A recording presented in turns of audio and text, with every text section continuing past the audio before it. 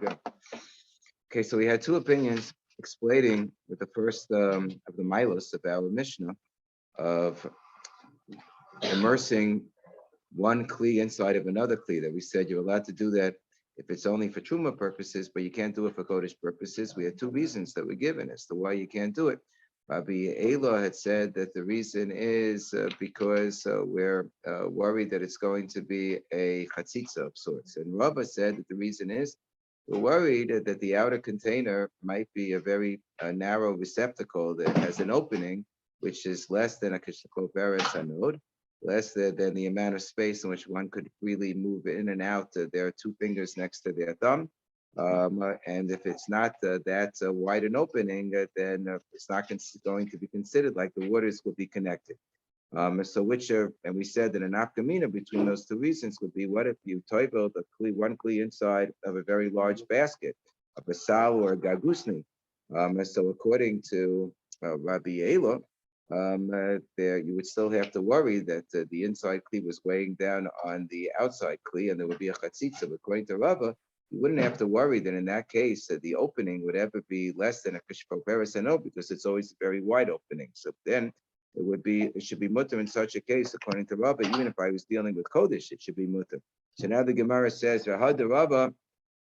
Thank you. V'had Rava de Rabbi Ela Tanayi. It's a machlokas tonight. The Tanya, there's a brisa that says that really these two opinions can be found in the Tanaim.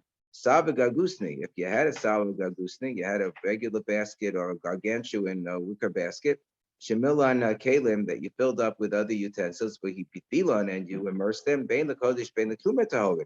The Tanakama says it would be a Torah, it would be a good tefillah, even though you had one kli inside of another kli, even for purposes of kodesh, because it's such a large kli. This is like Rabbi's opinion that you don't have to worry that the opening's never going to be, that the opening's ever not going to be big enough. Abba Shal, however, sounds more like Rabbi Ela. He says no. This would only be good the truma below the kodesh. With respect to kodesh, we would have to be worried that about the possible chatzitza. So if we're worried that we'll have a possible chatzitza, or we're worried, according to Rava, that maybe the opening won't be big enough, so why is it going to be okay when we're dealing with truma? Yachi truma nami. We should be machmir in the case of truma too. Why does our Mishnah say we're only machmir for kodesh purposes? So we say leman kamin, and who are we talking to? Who's going to read our Mishnah? Who's showing up to Daf Yomi?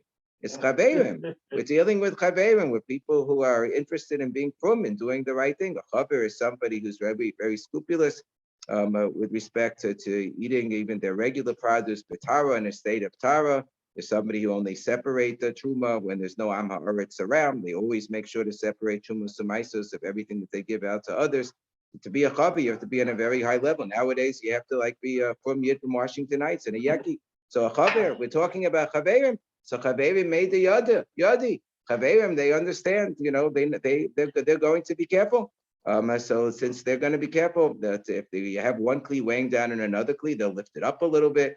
They're going to make sure that if one kli is inside of a container that's narrow, that it's going to be wide enough you could pass through two fingers. So we hachi kodesh nami. So if I'm talking about chaverim, let's be makel for kodesh purposes. No, the kodesh purposes, we're worried. And Amaretz is going to watch what they're doing. They're going to be, standing next in line in the mikveh. They're going to see what they're doing. Chazile Amaretz, and they'll see that they're toiveling kalim together, one kli inside of another kli. They're not going to pay attention to the circumstances for Ozil Mapio, and they're going to make the mistake themselves. So we say Truma Nami Chazile Amaretz or Ozil Mapio. For Truma purposes, also we have to be worried that we're going to be makel for the chaverim that Amaretz is going to watch, and they're going to also be toivel one kli inside of another kli for truma purposes. So we say that's not a problem. Lo mekablina minayu. We never accept truma from an Amma Aretz. And Amma Aretz wants to give us truma. We say no. So kodesh nami lo nakba binayu. So if that's the case, then we shouldn't accept the kodesh for them either. If they have kochim, we shouldn't accept it from them because we have to worry that they didn't have the requisite level of tara in order to allow them to bring kochim. I thought that by Amma Aretz, that we trust them as far as truma. It was Meiser. I mean, because we trust them to take truma. It doesn't mean we trust them to take truma. We don't necessarily take the truma from them. In order to, if they're giving us truma, we don't eat the truma. In other words, let's say that they're giving us produce, and they said that they already took the truma semaisa. So we may trust them that this produce is okay. But as far as taking the truma that they separated, and our Kohanim eating their truma, our Kohanim are not going to eat their truma. We're going to be worried that it doesn't have the requisite tara for purposes of truma. So Chodesh Nami, Kachim also, we shouldn't accept their, if they want to bring a korban, we shouldn't accept it from them. Lo nakla b'nayim. No, that we have to accept. That we have to accept because Havyule Eva. That's because it's going to lead to potential Ava. So therefore, for kachim purposes, we have to make it clear we're not going to allow this altogether because otherwise we'll be out in trouble. So Truma Nami, if we don't accept their Truma, Eddie would say, Havyule Ava. They're going to be insulted when I say, oh, you're an Amaretz, I'm not going to eat your Truma. He's going to be insulted. Nah, he could care less. The other say, you're not going to eat my Truma. I'll give it to the other Kohen next door. He's an Amaretz, no problem. The other, you have let a Kohen Amaretz. Kohanim also, have Amei Haaretz. So it's okay. So Chavi will give to his friend the Kohen Amaretz. Man Tana the Chayish le'Eva. Who's the Tana who's worried that when it comes to Kachim, we have to be concerned about Eva, that we have to accept things from them because otherwise they're going to hate us. So Rabbi Yossi, that's going like Rabbi Yossi. Chaverim Ko Yisrael, we want Jews to get along. The Tanya Brisa says, I'm Rabbi Yossi, Ne'amah HaKol Ne'amonin Al Taras Yain V'Shem and Kol Yemos Hashana. If you had an Amei Haaretz and they went to the Beis HaMikdash, and they wanted to donate wine to be used for the libations, and they wanted to donate shem and oil to be used for the menachos. So we accepted from them the entire year, and we believe them. And when they say, "Oh, I kept all of this Torah, this is for Kodesh purposes," we're accepting it from them. They said we kept the Torah. So why is it that we believe them? So that you wouldn't have every single Amaretz going. They're going to build their own altar. They'll say, "Oh, that's why you're not going to accept it. We'll build our own Beis HaMikdash." And we're going to burn our own paradum, and they're going to do things the completely wrong way. So you have to make an accommodation sometimes and bend over backwards. A very important principle. So people will not go out and make their own sanctuaries, make their own batei mikdash. So you have to figure out how to make the right accommodations. So Amar Papa says similarly, on what basis do we accept Eidos, that we trust the testimony of people who are Amei Haaretz, they're not so knowledgeable? So this is also going according to Rabbi Yossi. Kamanka Rabbi Yossi. Tosfos says we follow this the halacha. Says we follow this the halacha, that we accept their Eidos Bismanas as well, based on the same. He says he talks about in the context of making zimun, that if you have an Amaretz, it would be a chumrah not to include an Amaretz for zimun. He says nowadays we count an Amaretz for zimun. Because we don't want to create the Ava. Come on, Rabbi Yossi. We're talking about Eidos like for Dinei Torah cases. That's Pashtus that we're talking about. What?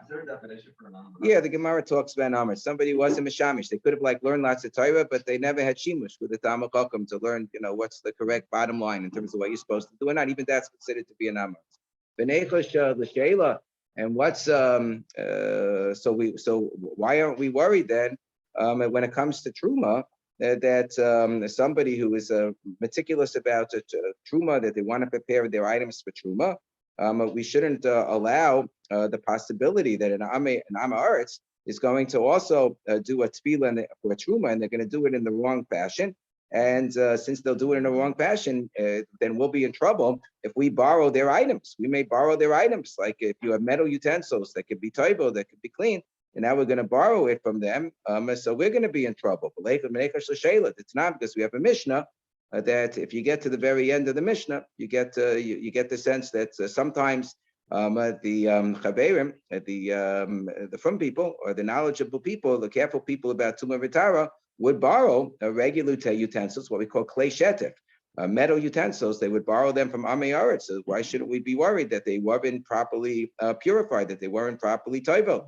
It's not, because the Mishnah says, it's a Mishnah in Eidos. It says, kli cheres matzah ala kol, that if I have a kli cheres, I have an earthenware utensil, and I have items inside of that utensil. So where I have items beyond that utensil, the earthenware utensil, in at least two different contexts, rescues the other items from becoming tummy.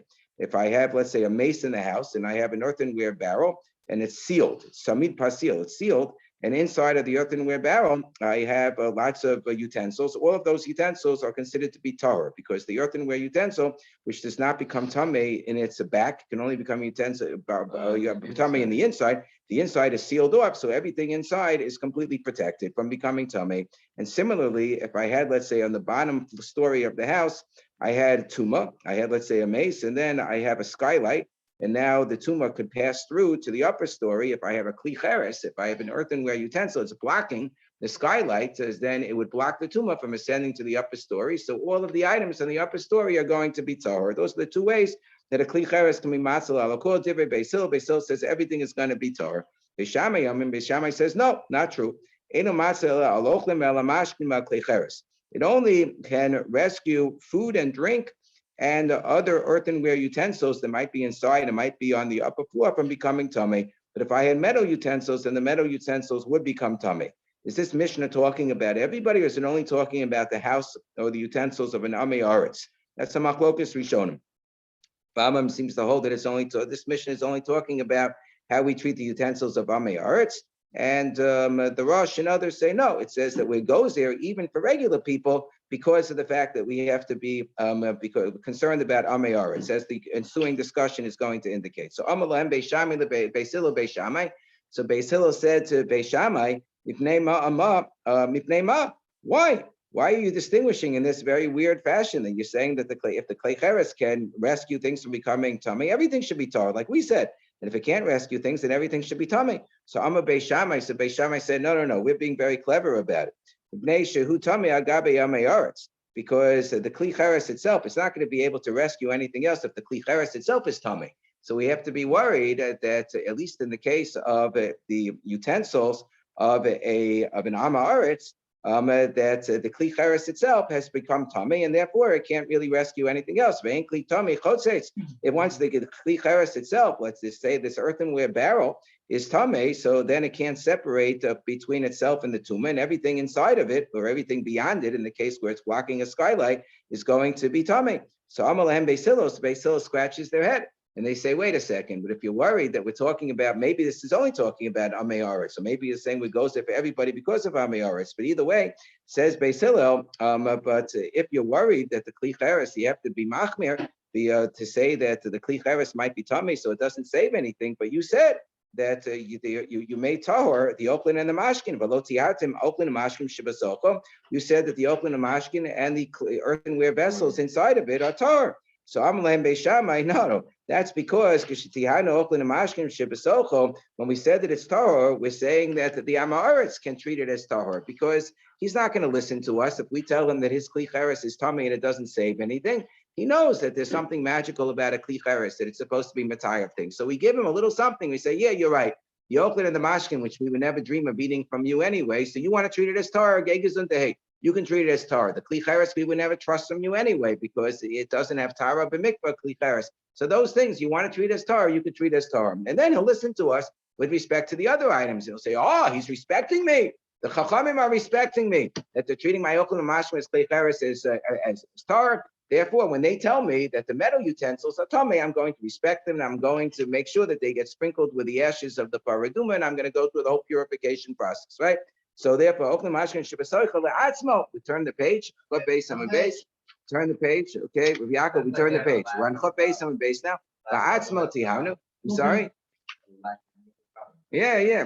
About Nitar is Hakli, Shetarasa the Chavalo, but we're going to purify the metal utensils, which are going to have ramifications even for the Chaverim, because the Chaverim are going to sometimes borrow the metal utensils for the Amei Aretz. So this is sort of the end of our kasha, because we had asked the kasha. We said, why are we being maker with respect to Truma? Sometimes we borrow their utensils. So we see from this conversation between Beis Shammai and Beis Hillel, sometimes we are, in fact, the Chaverim, assuming the Chaverim are going to borrow the utensils of the Amei Aretz. So Tanya, Amar Rabbi Yoshua, we have a brayso that Rabbi Yoshua said that Boshnim Midivrechem Beis Shammai. Rabbi Yoshua initially was very skeptical of the opinion of Beis Shammai. He says, Beis Shammai, you're embarrassing us. You're going to say that we're going to be matayah the food, and the metal utensils are going to become tamei, and the people are going to become Efshar Isha Lasha Bareva. I'm going to have a woman sitting on the upper story. Presumably, she's not sitting inside of the barrel. So in the case where I have the barrel, which is separating between the lower story and the upper story, and it's blocking the skylight. So I say with the woman who's sitting on the upper story, and she has a metal bowl in which she is kneading a dough, right? So Isha Rareva Tamein. So the woman's going to be tummy, and the areva and the metal, the bowl are going to be tummy. And Shiva, they're going to be tummy 7 days. We're going to treat them as tummy mace because there's a mace on the bottom story. Uvatsek, and the dough itself, because it's Oakland, that's going to be Torah. That's a gelechter. That's like a joke. And similarly, if I had on the upper story, I had Lugin Male Mashkin, I had a pitcher, a metal pitcher. Lugin is a metal pitcher in this case. Male Mashkin, which is full of a beverage. So Lugin Tame is full of beer. So the Lugin itself, the metal utensil, according to this approach at Beis Shammai, is going to be Tame. Tuma Shiva, for 7 days, I have to treat it with the most severe type of Tuma, that it has to be sprinkled with ashes of the paradum in order to become tar. Well, Mashkin, and the beer that's inside is Tahorin, is going to be tar. It's crazy. So Nipalo Taminechem Tamide Beis Shammai. So there was one Talmud from the Talmidim of Beis Shammai. So Amalo, Omelacha Taimin Shel Beis Shammai. So Talmud said to Rabbi Yeshua, I'm going to explain to you the reasoning behind Beis Shammai. So Amalo and more. So he said, Rabbi Yeshua said, go ahead, try me, to knock me out. So Amalo, so he explained to him. He said, this is how it works. This is why Beis Shammai said that the food and the drink and the kli cheres should be tar and everything else should be tar. He says, kli tame chotzeitz oeino chotzeitz. So he asked him a question. He said, Rabbi Yeshua, if I had a kli that was tame, is that going to be a barrier for tumah? It's not going to be a barrier for tumah. Tell me. So I'm like, eino chotzeitz. Of course, it's not a barrier. It's tame itself. It's not chotzeitz. Why are you asking me such foolish questions? So kli shalam haaretz. So what are we talking about? A kli. If I have a barrel, I have a kli cheres, which is a barrel from an am haaretz. Do I have to treat that as a tame or tar? Do I trust the am haaretz? Do you trust in am haaretz or do you not trust the am haaretz? So Amalo Tame. He says, of course I don't trust in am haaretz. Who trusts in am haaretz? Of course the kli cheres will be Tame in such a case. No, the mata omer lo Tame. So he said to him, the Talmud said to Rabbi Yeshua, and if you're going to tell the am haaretz that everything is Tame, klu mashgiach alecha, do you think he's going to listen to you? Do you think he's going to respect you when you say, oh, for us, if we have a kli cheres, so then it's going to protect from the things inside becoming Tame. But for you, the kli cheres, even though you think that it's tar, we're going to tell you that your kli cheres is tummy and it doesn't protect from anything. Do you think they're going to listen to you? Below Odin, if you tell them, and your kli cheres is always going to be tummy in our eyes, and it's not going to be matzil, even on the food and the drink and the other kli cheres, then you know what he's going to tell you? You know what this am haaretz is going to tell you? Below Odin, lashima ta'omer lo tummy. You're going to tell me everything is tummy? Omelachai, he'll tell you, shalitar. What are you talking about? My kli cheres is tar b'shelcha tami, and your kli cheres is tummy. It's fakir. V'zeu taivan shel Beis Shammai. That's the reason of Beis Shammai. You got to throw them a bone. You have to respect them a little bit. You tell them, okay, you're the only ones who are going to be eating your food and your beer and using your kli cheres. So those things you could treat as tahorim. So then he'll be happy. He'll listen to you. Oh, the chachamim respect me. V'zeu taivan shel Beis Shammai. And then he's going to be careful with the klei shetef, with the metal bowl and the metal pitcher. When you tell him that became Tamei Meis, he'll say, okay, Rabbi, I respect that part. That became Tamei Meis. There's something special about the metal utensils. And then he'll make sure that it gets sprinkled with the paraduma ashes on the 3rd day and the 7th day. And then you'll be able to borrow it from him, right? So Kalim, if they become Tamei Meis, also have to be sprinkled with the ashes of the paraduma? Yeah, for the person himself. If let's say there was a mace in the house, and the person himself was in the house, he would also have to be sprinkled with the ashes of the paraduma. Well, of course, he'll listen to you about a person. But I didn't realize that Kalim also had to be sprinkled with the ashes of the paraduma. Not only a person, but the utensils as well. If they're capable of becoming tar, metal utensils can become tar. Kli cheres you would have to throw out. Kli cheres can't become tar. So halach Rabbi Yeshua nishtateach al kivrei Beis Shammai. So Rabbi Yeshua went to the Beis Shammai section of Eretz Chaim or whatever, wherever they buried all the Beis Shammai people, and he prostrated himself on their graves. And Aman hanesa lechem atzos Beis Shammai. I humble myself in front of you, and I beg you for forgiveness. The bones of Beis Shammai. Mastuma shelachem kach. Even if you are the statements that are quizzical, that are quixotic and difficult to decipher, inscrutable, are able to be explained. The things that you spelled out more clearly, how much more so I have to respect, and I apologize for doubting your words. So Amakoyamam, they said not only that, but he felt so bad that he had shown disdain for their words. He fasted so many times that his teeth became black from all of the fast that he undertook. All right, anyway. Anyway, the kasha that we asked, it took a long time to get to the kasha, to the punchline of the kasha, was the chavalo. How could we possibly purify their metal utensils? Said that Beis Shammai, when we're going to be borrowing it from them and they're going to be tummy. So we need to figure out a way that we're going to tell them that it's tummy and they're going to respect us because we're mitahir other things, and they're going to therefore go through the purification process of the paradume ashes over a 7-day period. So amashalina minayo. So we see that we do borrow utensils from them. So why then are we not worried when it comes to when they're toivel kalim for truma purposes that they should do it the proper way? So kishalina minayo. So the answer is when we borrow utensils from them, we toivel the utensils. So metal utensils can be cleansed by toiveling them. So we're going to toivel the utensils. So it wouldn't matter if they toiveled them in the wrong fashion. When they got around to actually toiveling them after the purification process, it doesn't matter if they did it the wrong way because we're going to do it the right way afterwards. Wait, if we're going to do it the right way afterwards, so therefore, why do we have to tell them altogether that it was tummy? Beis Hillel could say to Beis Shammai, good, so follow my approach and just tell them that everything is tahor. And if they, make the mistake that something that's really tummy, they're going to think it's tahor. It doesn't matter because we're going to immerse it anyway when we borrow it from them. Yeah, but do you want, when you borrow utensils from an Am Haaretz, that every single time you're going to have to go through a 7-day purification purpose for paraduma ashes? Better, you should tell them that it was tummy, so that they'll go through the 7-day purification process, and then when you borrow, all that you'll have to do is immerse it right away, and you can use it. So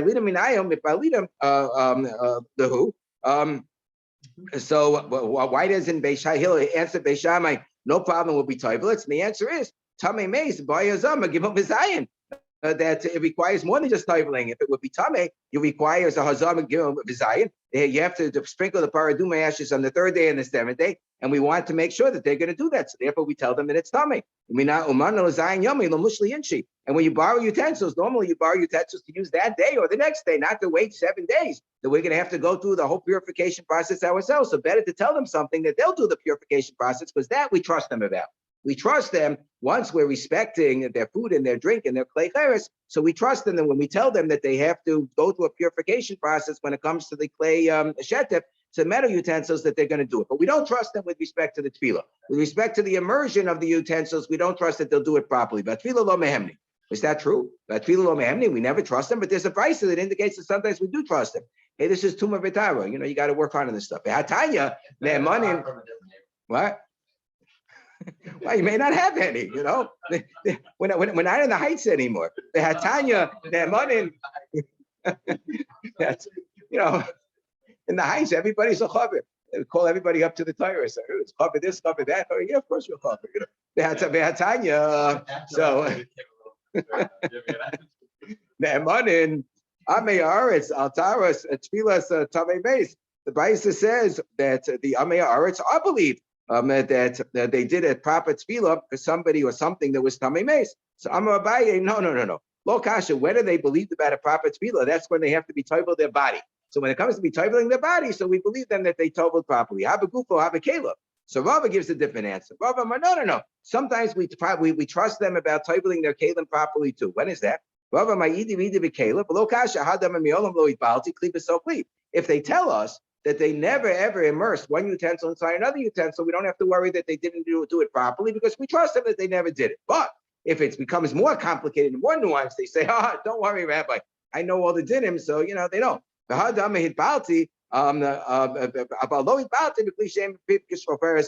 When is it that we don't trust them? When they say, yeah, I did immerse one utensil in another, but I made sure, Rabbi, that the outer utensil would have the requisite dimensions, that it would be as wide as a comparison. No, that level of exactitude, we don't trust Amei Haaretz about. Yeah. Maybe they only said it because we asked them, The Hatanya. Yeah, right, exactly. The Hatanya, and we have a brisa that supports this. This is a Hatanya b'nichusa. Neman Am Haaretz lomar peros l'hukshu. Similarly, an Am Haaretz is believed to say, for example, that their fruit never had water or dew or blood or milk and so forth or oil fall on it, so it never was hukshu l'kabel tumah. But they're not believed to give like the next level of nuance. Lomar peros hukshu, to say, well, my peros did have liquid fall on it, so it could have been eligible to receive tumah. But I was careful to make sure it didn't become tummy afterwards. So that level of exactitude we don't trust them about. Since when do we believe them? Like Rashi says that when they say, "Oh, we toveled our body and we did it," that we would trust them that they toveled their body properly. But we have a brisa that indicates otherwise. If I have a chaver, the guy from the Heights comes and he says, "I became tamei meis, this is my third day," so we say, "Good, we'll give you your third day of sprinkling. Now you only have to wait another 4 days." I'm orange Hazos, but you have somebody who came from, I don't know, New Rochelle or something. He says, "Oh, I became. It's time for me. It's my third day." So we say, not so fast. 8 miles in a love. That we count the 3 days. We say we're not sure it's day 3 yet. We're going to count 3 days, and we're not going to be maz until day 3. Ella Amar Abaye. So Abaye says it's true. We don't trust them that it's already the 3rd day. However, since we're machmir at the very beginning, that we make them go through a whole 7-day process from the time that they come in front of us, so we can be makel at the end that they see how serious we are when they say that they were toivel properly. At the end, we can trust them. Since we're so strict with them at the beginning, we can be makel at the end to trust them that they did the tefillah properly. So what was the next level of Maila, of Chumrah, when it came to Kodesh as opposed to when it came to Truma? So we said with Truma, if the utensil became, let's say, a metal utensil became Tamei in the back, so we don't treat the middle of the utensil as a Tamei. Obviously, this is only talking about Tumat Rabbanan, like Mashkin. If it was touched by Mashkin, the we show either a Rishon or a Sheni. According to Torah law, Mashkin are not Mitami Akli unless it's an Avatuma Mashkin, like, for example, the spit that comes out of a zav, okay? So that would be an avatuma, that would be mitami in a deraisa level. Here we're talking about mashkin that were only tamei on a rishon l'tuma, sheni l'tuma level. So it's only a derabatim that the utensil becomes tamei altogether. So we say, so in this case, when it comes to truma, for truma purposes, we say the utensil that became tamei in the back does not become tamei in the middle, and the handle doesn't become tamei either. But if it was for kodesh purposes, we wouldn't have that leniency. So my acharayim b'tavich. What is the acharayim mitavik? Like the Mishnah gives the different parts of the utensils. If a kli became tamei in its back, a meta utensil became tamei in its back with liquid, meaning a rishon l'tumah, sheni l'tumah, so it's only tumah d'rabbanan. So then we give a special leniency to show that it's only tumah d'rabbanan. We say rather than the entire kli becoming tamei, which would be the case if it was tumah d'oraisa, only the back of the kli that was touched by the mashkin or tamei, achor tmeim. Tocho, but the middle of the inside of the kli, ugno, the rim of the kli, azno, and the ear-shaped handle of the kli, the yadav, and the long handle, like you have with a frying pan of the kli, tahorin, all of those things are going to become tahor. Nitma tocho, however, we don't have the same leniency if it would become tamei in the inside of the utensil. So then kulo tamei, so then even with respect to tumah d'rabbanan, the whole thing would be tamei. Fine. That's a special leniency with respect to truma. Vesat spita v'chulei, and we said the handle portion also does not become tamei in such a case, or if the handle became tamei, the rest of the kli wouldn't become tamei when it comes to truma and the tuma, and it was only tuma d'rabbanan of mashkin. So my base at spita, what is the base at spita? So we said a handle. So Amar Rabbi Yehuda Amar Shmuel, Malcolm says shitzofto. It's the place where you grasp onto it. It's the handle. And it says with respect to Boaz that he outstretched like the barley corns to Rus, that he took them and he took a grasp of them and he handed them over to her. So here too as well, it means the place where you take a hold of the kli, it's the handle. So Rabbi Yassi, Rabbi Yochanan Makom, he says no, it's a separate thing. He gives a different explanation as to what it is. He says it's Makom Shenekiyah Das, it's Sobim. It's the place where the fastidious people they want to keep their dips in sort of like a special little compartment in the utensil. There's this hollowed out compartment, sort of like on the side of the utensil, where the people put in their dips. And that's, people who are very fastidious, that they want to keep their dips as separate from everything else. That's where they keep them. So that's sort of like a separate little compartment within the utensil. Tani Rabbebi Kami to Rav Nachman, that we don't have this distinction between the back of the outside of the kli, the inside of the kli, echad kachim mikdash or echad kachim gvul, whether we're talking about the kachim in the base of mikdash or the things that are treated as kodesh outside of the base of mikdash. So it sounds like we don't have this kula, this leniency with respect to truma utensils.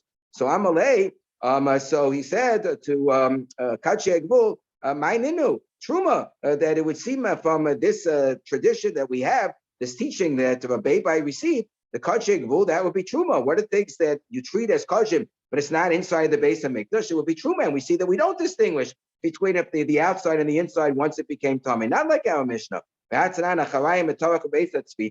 do we reconcile that with our Mishnah that says we treat each of the parts of the kli separately, the truma for truma purposes? So the answer is Dilma. Maybe this is an answer that was given by Rav Nachman.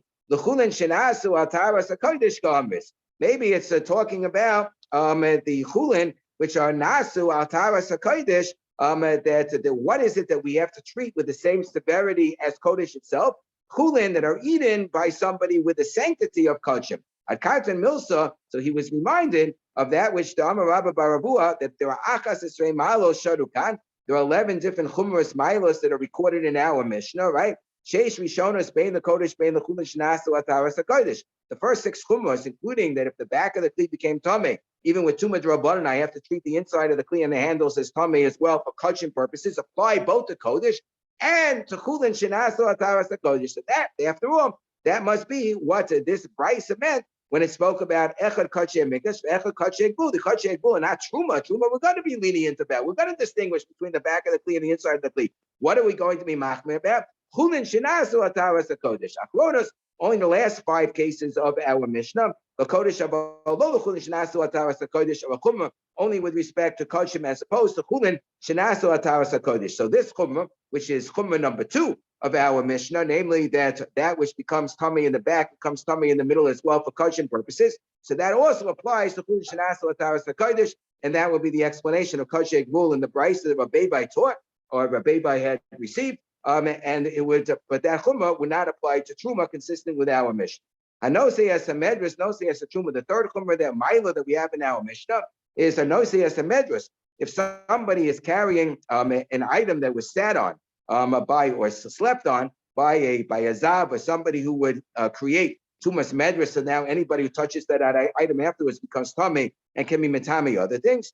So even though a person is carrying with one hand or with one part of their body, they're carrying medras. With another part of their body, they can carry truma inside of a kli cheres, earthenware utensil, and it's going to be protected from becoming tummy. No say as a truma below as the kodesh, but we don't allow that with respect to carrying kodesh. So kodesh by tai below. Why is it that we don't allow this with respect to kodesh? Because there was a ma'aser shaya. There was an incident that occurred where there was a problem when this very scenario was in effect, and the kodesh became tummy. Ma'aser shaya. There was a story that what happened? A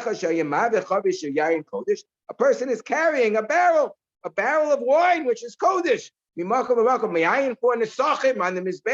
And he's carrying it from one place to another place, and he's wearing a shoe, which is medras hazav. Why did this guy put on a shoe, which was medras hazav? I have no idea. And the strap on the shoe, which was medras hazav, and the strap of his sandal that he was wearing got broken off, and therefore he picked it up. But not love, and then he put it on top of the barrel, and guess what happened? It fell inside the barrel, and it was metami the kodesh. But not for love, so at that moment in time, they declare, no say as a medras, no say as a truma, that if somebody is carrying or wearing medras, they can carry truma at the same time and keep it intact. Abalo as a kodesh, but they can't do this with respect to kodesh, because when it comes to kodesh, we had this unfortunate incident, and therefore we have to protect against this for the future. And we will stop here. Everybody, okay. A good kodesh. Have a great day. Okay. All right. That wasn't even.